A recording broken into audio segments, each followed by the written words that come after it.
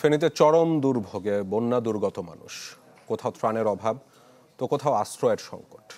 তবে নতুন করে বৃষ্টি না হয় পরিস্থিতি কিছুটা স্থিতিশীল রয়েছে। ফেনী থেকে আরো জানাচ্ছেন আশরাফুল আলম আকাশ, আর ছবি তুলেছেন স্বাধীন ইসলাম। অথই পানিতে ভাসছে চারপাশের ফসলি জমি, মাঝখানে ছোট্ট এক গ্রাম ফেনীর দক্ষিণ অনন্তপুর। প্রায় 2 ঘন্টা নৌকা চেপে আসতে হলো দুর্গম এই এলাকায়। গ্রামের 50টি পরিবার 7 দিন আগেই বন্যার পানি থেকে জীবন বাঁচাতে ছুটেছিলেন আশ্রয়ন কেন্দ্রে। কিছুটা পানি কমাতে শুক্রবার সকালে কয়েক ঘরের মানুষ ফিরলেও ফিরতে পারেনি আবুল কালামের পরিবার। তাদের দুর্দশার কথাই জানাচ্ছিলেন পাশের বাড়ির শাহাদাত। আমরা সবাই আশ্রয় কেন্দ্রে চলে গেছি। আমাদের ঘর পাশেই, আমাদের ঘর থেকে পানি নেমে গেছে, কিন্তু ওনাদের ঘর থেকে নামলেও উঠানে পানি আছে এখনো, মানে চলাফেরার করার মতো কোনো ওয়ে নাই।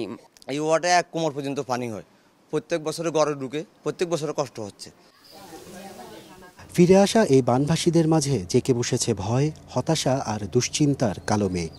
কবে ফিরবে স্বাভাবিক জীবন জানা নেই কারোই। বহুত কষ্ট পাইতেছি, খানা দানায় আপনি চলাফিরে ঘর দরজায় খুব কষ্ট পাইতেছি। 1 সপ্তাহ আমরা বাড়িতে আইছি, বাড়িতে আই এখনো সব কিছু গুছানি হয় না, চুলে নাই, রান্না নাই, কিচ্ছু নেই। আমরা নখানা পরে রয়েছি, ফাঁকের ঘরে চুলো ভাঙা গেছে, গরু ঘরে নিচে, ফাঁকের ঘরে নিচে, কিচ্ছু নেই। আমরা ফেনীর বন্যা কবলিত 5টি উপজেলার শতাধিক গ্রামের দুর্ভোগের চিত্রটাও অভিন্ন। তবে রাত থেকে বৃষ্টি না হওয়ায় কিছুটা স্বস্তিতে স্থানীয়রা। আইনশৃঙ্খলা বাহিনী ও রেড ক্রিসেন্ট সোসাইটি সহ বিভিন্ন স্বেচ্ছাসেবী সংগঠনের উদ্যোগে অব্যাহত রয়েছে উদ্ধার কার্যক্রম। সাধ্যমতো পৌঁছে দিচ্ছেন ত্রাণও। তবে যোগাযোগ ব্যবস্থা ভেঙে পড়ায় সেখানেও বিপত্তি। এই এলাকার মানুষের ত্রাণটা আসলে এটা জাস্ট একটা সৌজন্যতা। ত্রাণের চেয়ে এই এলাকার মানুষের প্রয়োজন বেড়িবাঁধটা নির্মাণ করা, আমাকে টেকসই একটা বন্যা নিরোধক একটা বেড়িবাঁধ তৈরি করা, যাতে করে এই 3 উপজেলার মানুষ যাতে উপকৃত হয়। গাড়ি নিয়ে যাওয়ার মতো এরকম ব্যবস্থা নাই, আবার নৌকা নিয়েও যাওয়ার মতো ব্যবস্থা নাই। কিছু জায়গা আমার উঁচা, কিছু জায়গা আমার নিচা, সে কারণে দুর্গম যে এরিয়াগুলো, সেই এরিয়াগুলোতে যাওয়া খুব কষ্টসাধ্য হয়ে যাচ্ছে।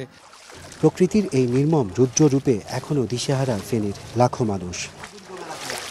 বন্যার উত্তাল স্রোতে যখন ভেসে যাচ্ছে ঘরবাড়ি, স্বপ্ন আর স্বস্তি, তখন ফেনীবাসীর একটিই দাবি, টেকসই বেড়িবাঁধ। যে বেড়িবাঁধ শুধু পানি ঠেকাবে না, রক্ষা করবে জীবনের নিরাপত্তা, ভবিষ্যতের নিশ্চয়তা। আশরাফুল আলম আকাশ, চ্যানেল 24, ফেনী।